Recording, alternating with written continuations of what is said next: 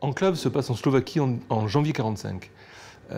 Enclave en fait se passe dans un camp de travail qui réunit dans la montagne slovaque, loin de toute la civilisation, 200 personnes, 200 communistes slovaques qui ont été parqués là par les nazis qu'ils ont essayé de lever du milieu de l'agitation politique de l'époque. Et donc en fait c'est l'histoire de la reprise de pouvoir par une personne de ce camp qui, avec le départ des nazis, se retrouve un peu dans l'obligation de gérer ces gens qui sont perdus. Et en fait, Enclave raconte comment quelqu'un qui est un peu charismatique arrive à reprendre le pouvoir et au final arrive à abuser de ce pouvoir. C'est-à-dire qu'en fait, ces 200 personnages, parce que c'est vraiment 200 personnages, ressortent d'une situation qui a duré 5 ans, qui était la barbarie nazie. Et en fait, Enclave raconte comment ces gens-là se retrouvent finalement embarqués dans une autre société, qu'ils se forgent eux-mêmes, et qui finalement va se révéler pire que ceux qu'ils ont vécu avec les nazis. À un signe, les soldats ont tous grimpé dans les 4 premiers camions avec une parfaite discipline. Le 5e véhicule, hermétiquement bâché, sans doute chargé de tous les secrets de Medved, suivait. Le convoi a passé les grilles du camp. Un homme de troupe est descendu, refermé le grand portail. Les loupiottes rouges, au cul des véhicules, se sont dissipées dans la forêt, comme les ronflements brouillons des moteurs. L'odeur des gaz d'échappement a stagné longtemps. L'aube blafarde pointait derrière les cimes enneigées des Mélèzes. La lune difforme s'éclipsait derrière les cimes enneigées des montagnes. Ils sont partis ce matin. Enclave n'est pas un roman historique. Enclave, en fait, se déroule à la fin de la Seconde Guerre mondiale, donc une période qui est très forte en termes d'histoire, en termes de civilisation. Mais pour moi, Enclave est plus une fable sur la prise de pouvoir et l'abus de pouvoir qu'un roman historique. C'est-à-dire que c'est une fiction. Ça se passe dans un camp de travail qui n'a pas existé. Il y a eu des camps de travail en Slovaquie, à cette époque-là, assez peu.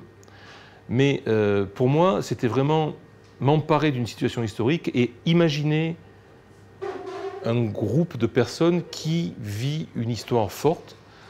Tout ça pour arriver à faire une espèce de fable, c'est-à-dire que c'est quelque chose, à la limite, où on peut très bien faire des parallèles avec ce qui se passe aujourd'hui. C'est-à-dire que toutes les situations et tous les conflits et tous les rapports entre les gens que je décris dans Enclave, en fait, on peut très bien retrouver ces situations de prise de pouvoir dans l'histoire contemporaine et jusqu'à des choses qui nous sont très proches, ne serait-ce que dans les combats politiques, ne serait-ce que ce qu'on vit au quotidien depuis quelques années, en Europe, en France même.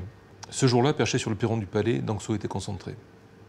Il a dit « Nous sommes tous unis ensemble dans l'effort pour aller de l'avant. » Il a dit « Après le froid, la faim est notre pire ennemi. » Il a dit aux camarades qu'ils ne doivent plus s'inquiéter. Il a dit que s'ils lui font confiance, ils sauront. En fait, il a dit « Nous saurons. Ensemble, aller de l'avant pour affronter les pires ennemis à venir. » Tout le monde a applaudi Danxo. Ce que j'ai essayé de faire quand même dans Enclave, c'est de raconter l'histoire à travers une dizaine, une quinzaine de personnages qui sont quasiment aussi importants les uns que les autres. Et c'est un peu ce que j'essaie aussi de faire dans les films que je réalise, c'est-à-dire que ce sont ce qu'on appelle un film choral, c'est-à-dire un film où il n'y a pas un héros à qui il arrive des choses extraordinaires, c'est plutôt une multitude de gens dont les vies ont des interactions les uns sur les autres, et c'est le tissage de cette espèce de toile entre les différents personnages qui fait que l'histoire se raconte. Et en fait, dans Enclave, c'est un peu ça que j'ai essayé de faire, c'est de raconter, à travers peut-être une quinzaine de personnages, comment cette micro-société se réorganise, simplement, à travers le vécu de chacun de ces personnages.